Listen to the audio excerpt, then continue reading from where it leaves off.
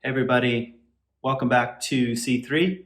I'm Kent Dobson. Thanks for joining us today. I thought I'd begin this morning with a poem by Philip Levine. Philip Levine is one of my favorite poets, a Detroit native.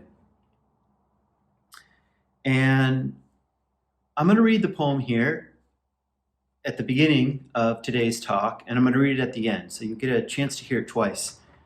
It's called The Simple Truth. I bought $1.50 worth of small red potatoes, took them home, boiled them in their jackets, and ate them for dinner with a little butter and salt. Then I walked through the dried fields on the edge of town. In the middle of June, the light hung on the dark furrows at my feet, and in the mountain oaks overhead, the birds were gathering for the night, the jays and mockers squawking back and forth, the finches still darting in the dusty light. The woman who sold me the potatoes was from Poland. She was someone out of my childhood in a pink spangled sweater and sunglasses, praising the perfection of all her fruits and vegetables at the roadside stand and urging me to taste even the pale, raw, sweet corn trucked all the way, she swore, from New Jersey. Eat, eat, she said. Even if you don't, I'll say you did. Some things you know all your life. They are so simple and true. They must be said without elegance, meter, and rhyme. They must be laid on the table beside the salt shaker, the glass of water, the absence of light gathering in the shadows of picture frames. They must be naked and alone. They must stand for themselves. My friend Henry and I arrived at this together in 1965, before I went away and before he began to kill himself, and the two of us to betray our love. Can you taste what I'm saying? It is onions or potatoes, a pinch of simple salt, the wealth of melted butter. It is obvious, and it stays in the back of your throat like a truth you never uttered because the time was always wrong. It stays there for the rest of your life, unspoken, made of that dirt we call earth, the metal we call salt, in a form we have no words for, and you live on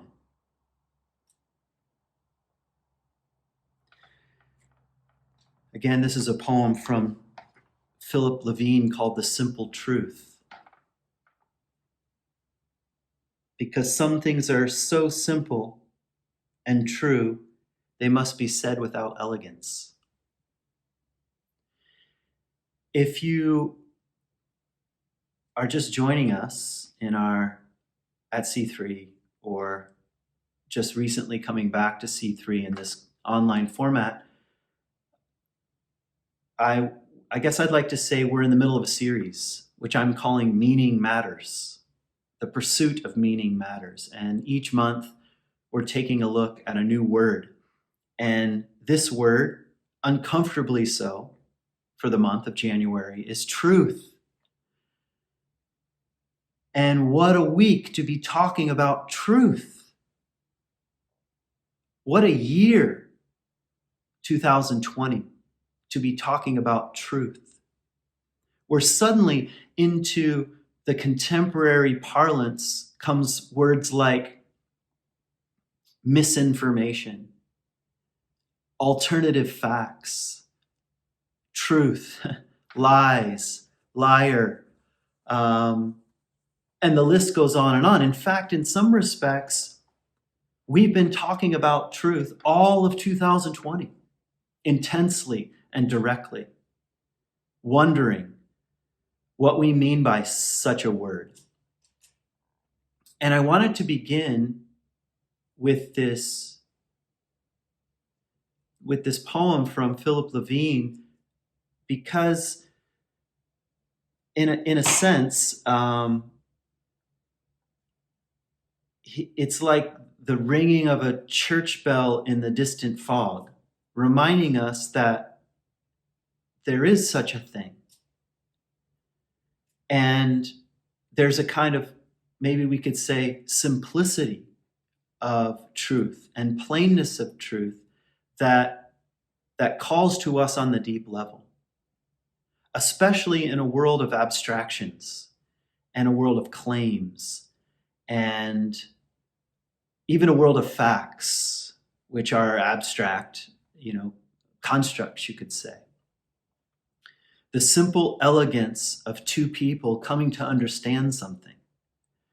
The simple exchange of words and warmth and the concreteness of small red potatoes and butter and salt. I think the ringing of this bell, the simple truth,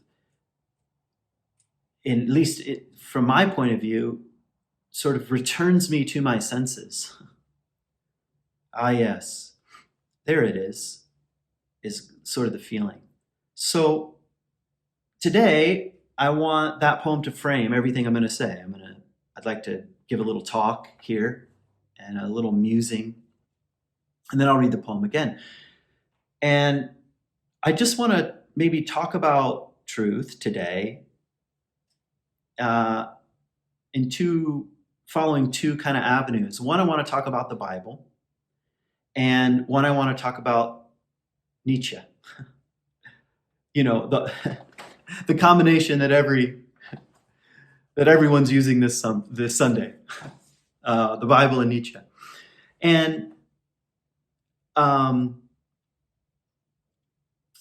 reason why I want to start with the Bible is because I woke up this morning and a passage from my childhood rose up from the shelves of my unconscious.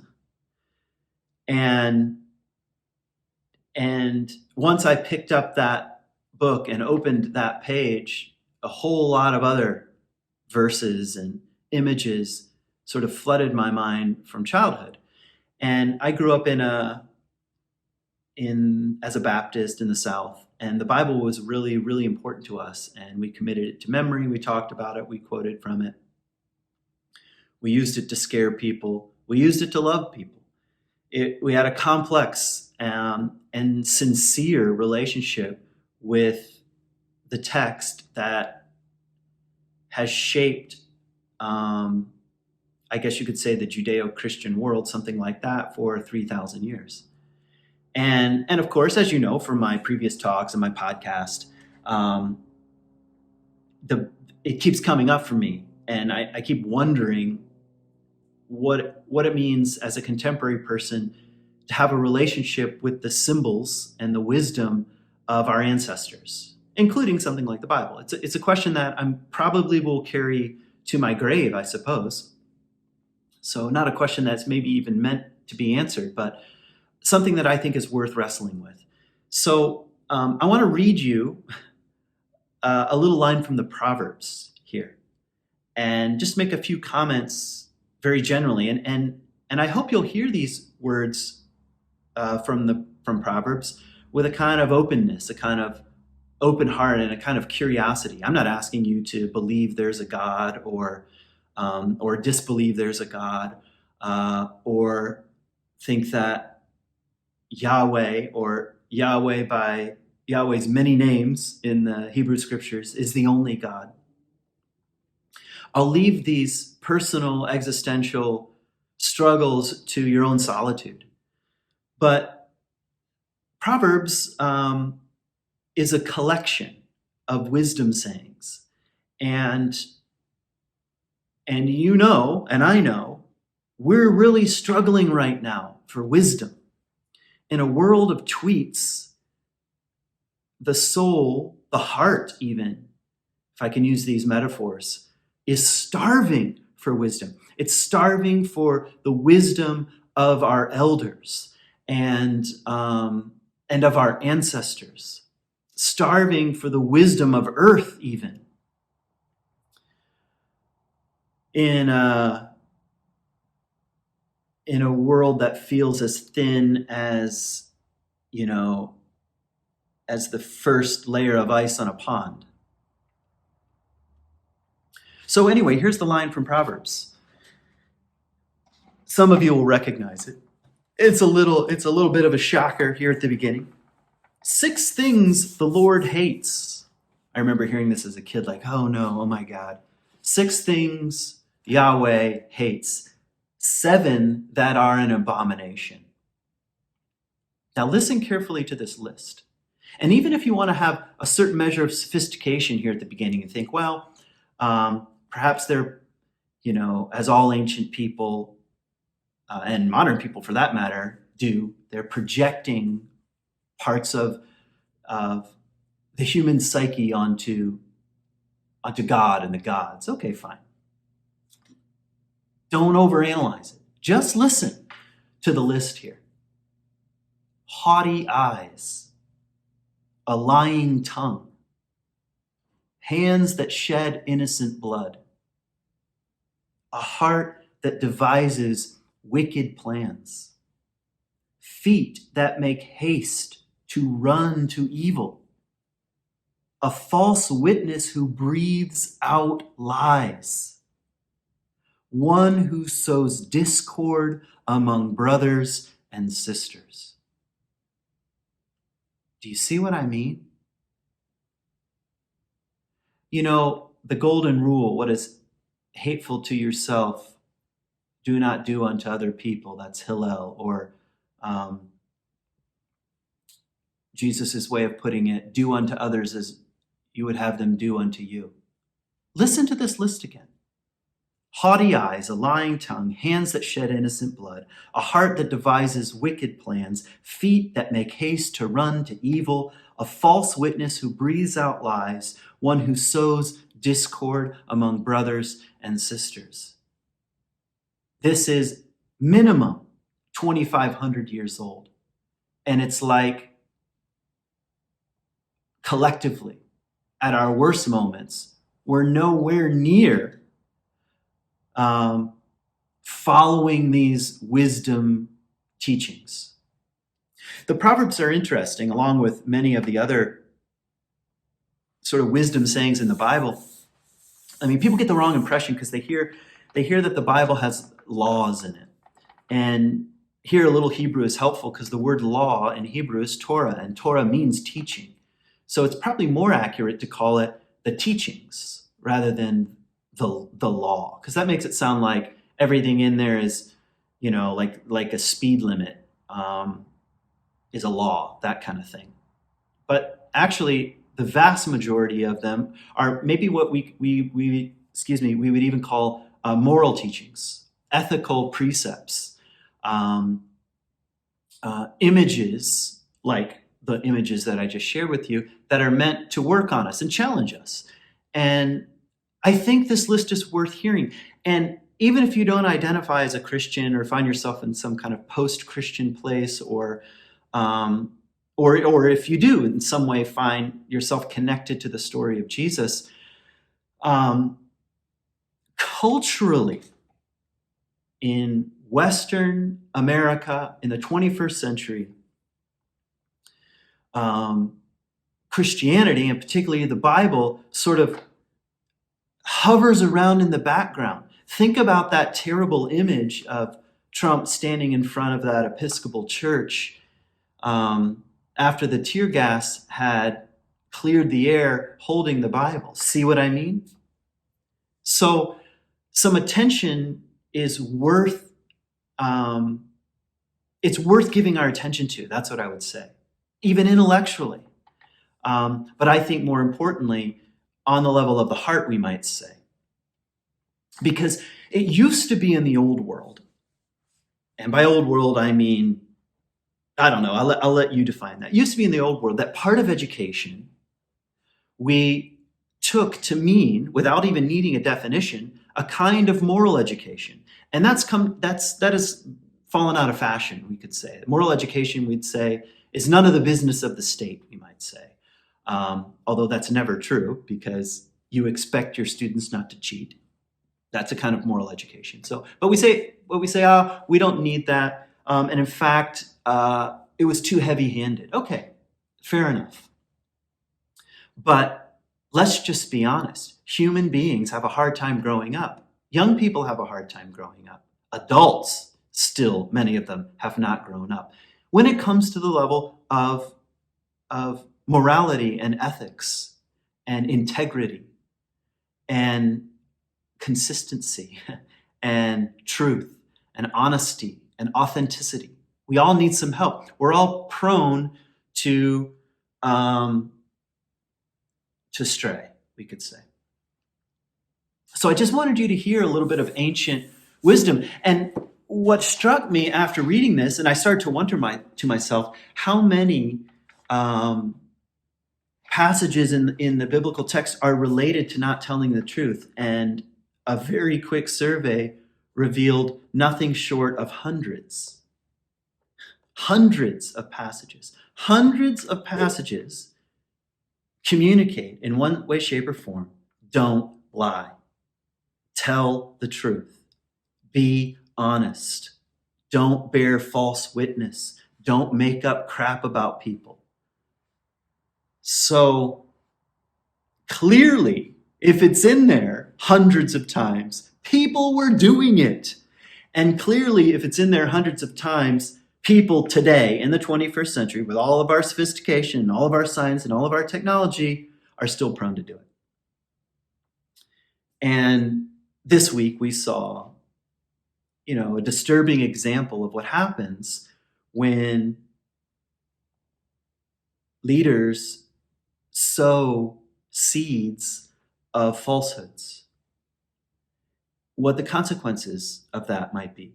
And that ought to be a lesson. And I'm not trying to pick at the right, because you've probably heard me be a little more nuanced in recent months about, I think there's a place for tradition and the conservative disposition. I think it's part of the human psyche. It's part of the human makeup.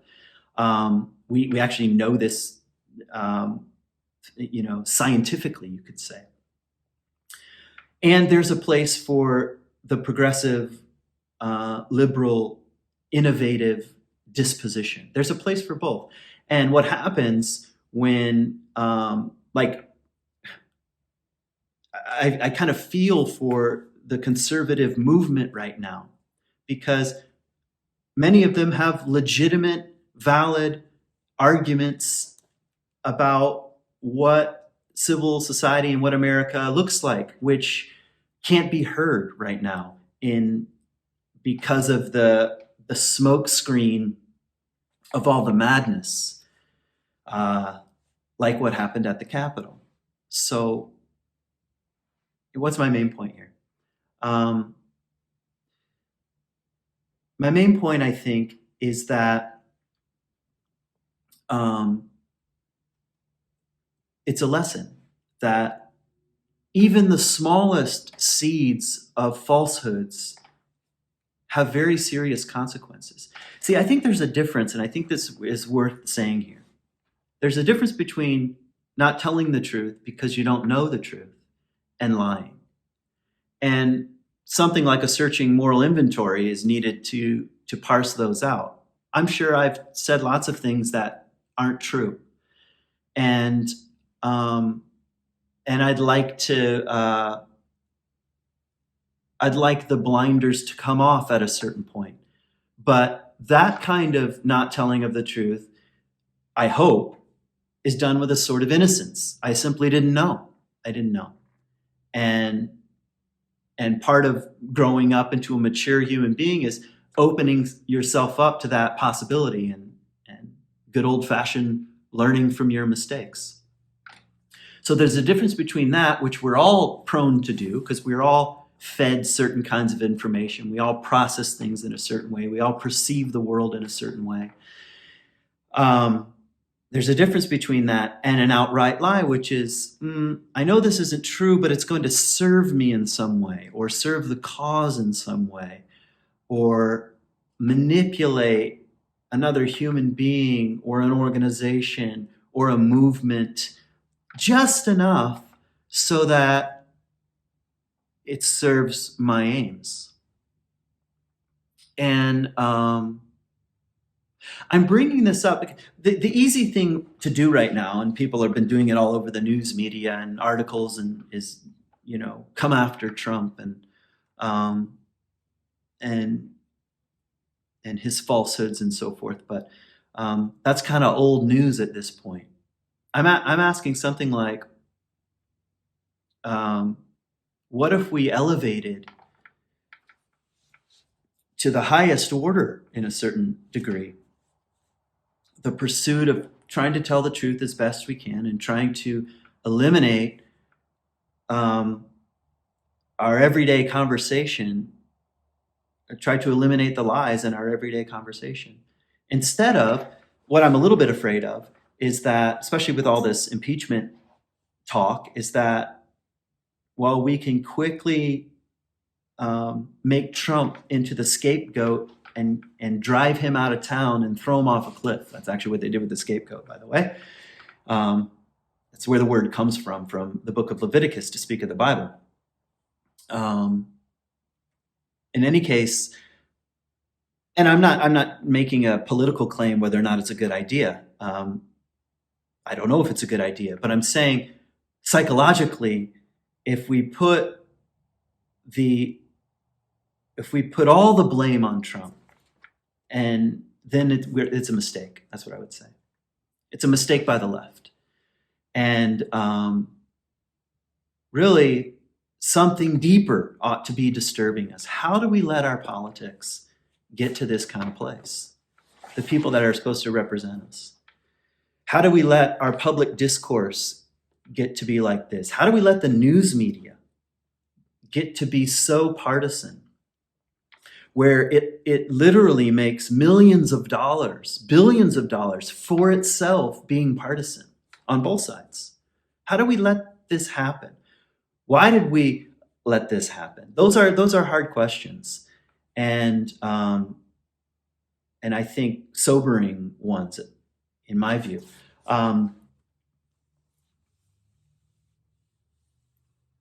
So maybe just to close the point number one here on the Bible, I don't know,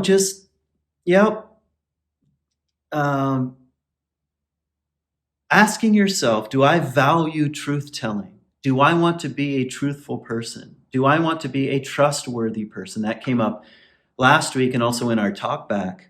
I do want to be a trustworthy person. I want to try to tell the truth. I want to stop lying in whatever ways I can. And I want to promote that publicly as an alternative to the zeitgeist of the moment, we could say. And we've now seen what happens when leaders spread enough lies and sows enough seeds of discourse, just what will happen.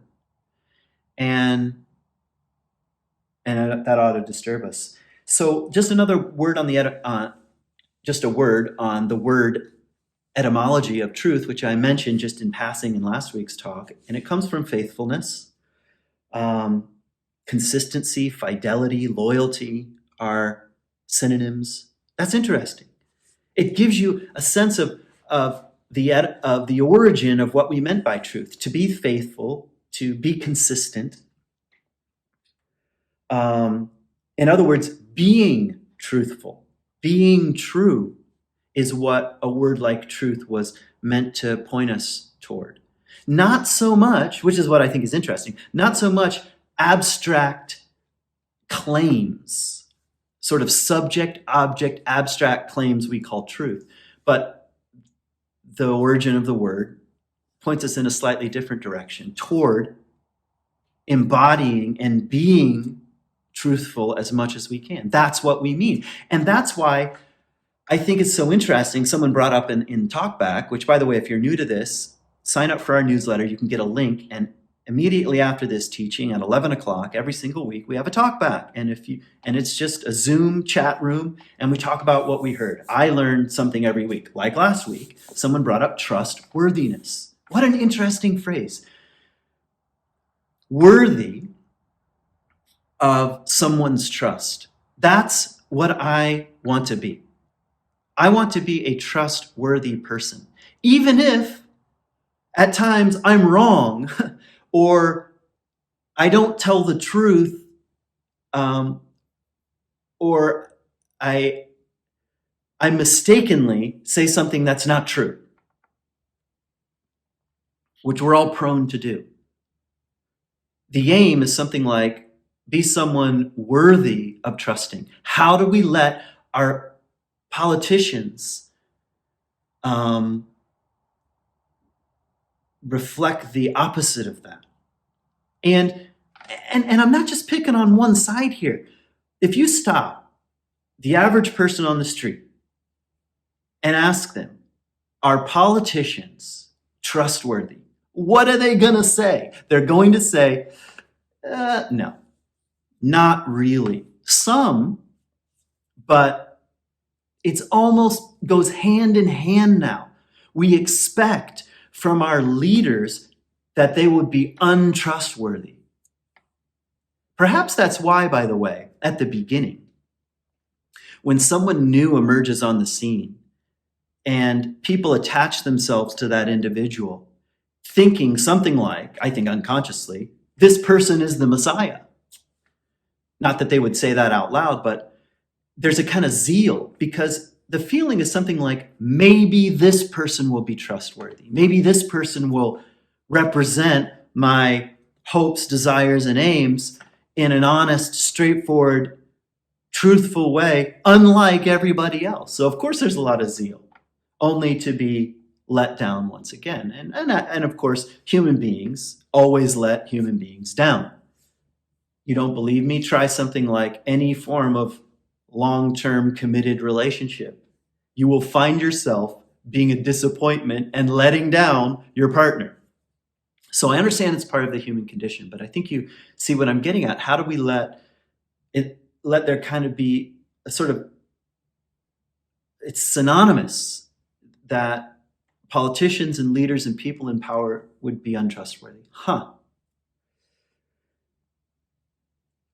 I thought of something Heschel said that is analogous to what I'm saying. So he was in a conversation once with a priest and from Notre Dame, and they were talking about the afterlife. And Heschel said something like this. I'll paraphrase. He said, it's not, the question is not, is there an afterlife and will I get to go there? It's not, is there an afterlife and will I get to go there? The question is, am I living the kind of life now that is worthy of extending into the future? See, now that's classic sort of rabbinic twist of things. And it's an important question. Do I want to live the kind of life that's worthy of extending into the future? Because here's the truth, in my opinion. All of us are living right now a kind of eternity. The choices we're making, the decisions we're making, whether or not we're living, being trustworthy and honest, it's having a ripple effect in a pond. And we can see that with what happened in the Capitol. You keep throwing falsehoods into the pond and those ripples are going to go somewhere. And it doesn't just end because Trump is not in office or, when Trump is gone. We live right now with a kind of blurring of the lines between now and the future. In other words, the choices we're making now have a kind of eternal effect. And I'm saying eternal sort of metaphorically, but I think you get the gist of what I'm saying. So, what kind of life do I want to live on the everyday level? Do I want to be trustworthy? If someone's trustworthy, even if I disagree with all of their politics, I can have a relationship with them. I want a relationship with them. I think, well, I may disagree, but man, they are trustworthy.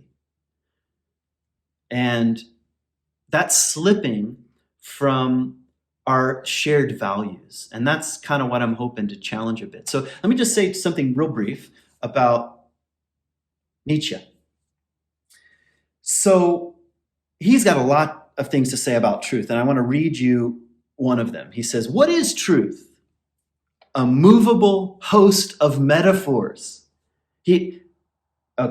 His writing is unbelievable. He can say more in a sentence than, I can say in all of my podcasts and books combined. What is truth? A movable host of metaphors,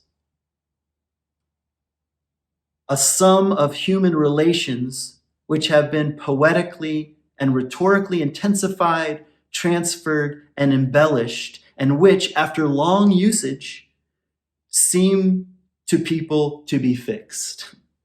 Now, he's talking about the way in which our language is without question metaphoric. Otherwise, there would be only one language, for example. No, it functions in a kind of metaphoric way in a series and systems of relationships. When we look outside and we see a leaf, how do we know it's a leaf? Well, we know it metaphorically because it's in relationship to other things we call leaves. So that is these by the way, the first seeds of a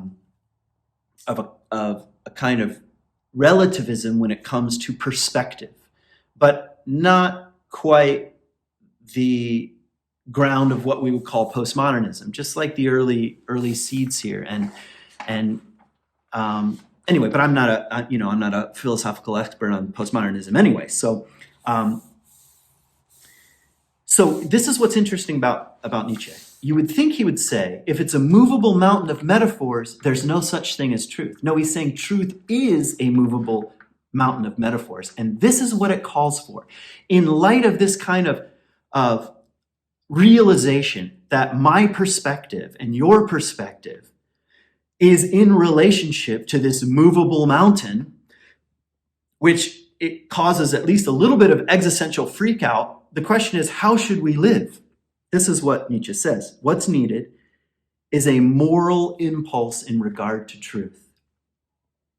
And to lie, he's being a bit facetious, to lie according to fixed convention. So I'm going to read this again. What's needed in light of this is a moral impulse in regard to truth. To lie according to fixed convention.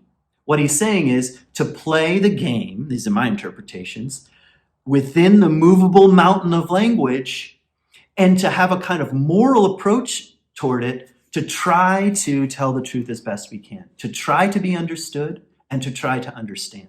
See, that's an interesting and I think profound conclusion in light of the relativity of language being a social construct and things like this, which can lead straight to nihilism. He's saying, no, it's time for a kind of moral impulse to rise up, and I'm interpreting, to try to tell the truth as best we can, to try to say things simply and clearly, and to try to listen for the truth and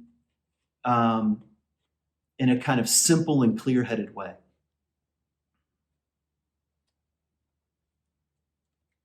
And maybe just by way of question, just to stir the pot here. If truth is relational, according to Nietzsche, if truth is relational, what's your relationship like with the truth? What is your relationship like with things that come into your orbit that you do not think are true? What's the relationship like? Is it I have to cut myself off from anything bumping into my world that might challenge it? Or is it more open? Like, well, as far as I can see, this is the case, but I might be wrong. And what would it look like to open up relationally?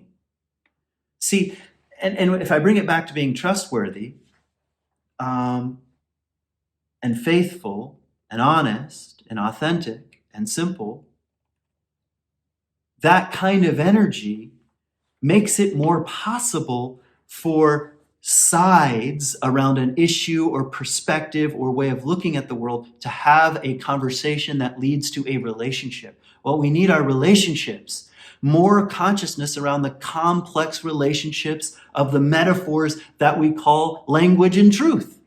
We need more relationship, not less. At least it seems to me.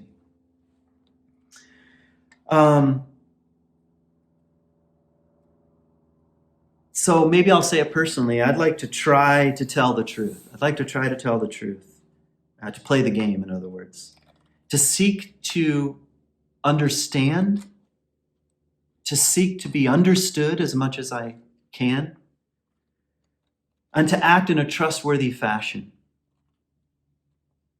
And I think this kind of attitude can help us wrestle some meaning out of the chaos of the 21st century, of 2021 now, to wrestle some meaning out of the chaos. And maybe one more thing as a kind of aside. One of the reasons, maybe to bring it back to the Bible, is that the Bible has a pretty raw and sometimes negative, but also positive, view of human nature. And that's true also in Buddhism, that's true in Islam, that's true in Hinduism. There's a truth in the great religious traditions that they look into the human heart and they see what we now might call, from a depth psychology point of view, our shadow elements, our instinctual drives, the parts of ourselves that we're not too proud of or that we don't even know that much about. Before depth psychology, there was religion, we could say.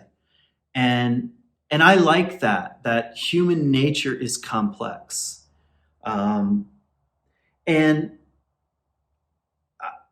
I didn't really like something that people started saying after after the riots in the Capitol. They kept saying, "This is not who we are." And my wife actually first said, "That's an interesting phrase. This is not who we are." And I understand rhetorically what perhaps Biden and others are doing by saying this is not who we are. They're trying to call us to something higher. And that I can say, yep, that's noble. But the truth is that this is who we are. This is part of America. I'm a student of history, and just read history if you want to find out how poorly we behave in mobs, how poorly we behave on the Senate floor. There's a senator that caned another senator and beat him on the head in the Senate chamber, and he couldn't work for 2 years. Yes, my son told me that because of AP history. So this is who we are. That's not actually that important. The better question is, who do we want to be moving forward? Who are we right now? Well, it's a mixed bag. And sometimes we behave poorly. And sometimes even good people who didn't wake up in the morning and say, I want to burn something down and tear something down, find themselves doing that. This is what mob mentality can do to people. I'm not trying to provide an excuse here, but I'm saying people are complex. And I think it's better to say, yep, we behave like this. And actually, all of us have the capacity to behave astonishingly poor. The better question is, who do we want to be?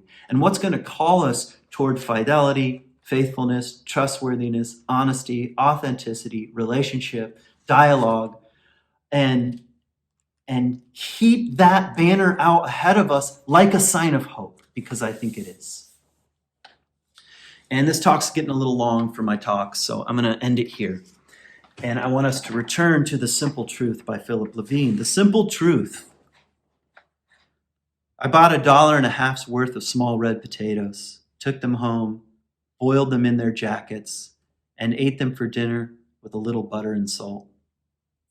Then I walked through the dried fields on the edge of town. In the middle of June, the light hung on the dark furrows at my feet, and in the mountain oaks overhead, the birds were gathering for the night. The jays and mockers squawking back and forth, the finches still darting in the dusty light. The woman who sold me the potatoes was from Poland. She was someone out of my childhood, in a pink spangled sweater and sunglasses, praising the perfection of all her fruits and vegetables. at the roadside stand and urging me to taste, even the pale, raw sweet corn trucked all the way. She swore from New Jersey. Eat, eat, she said. Even if you don't, I'll say you did. Some things you know all your life. They are so simple and true.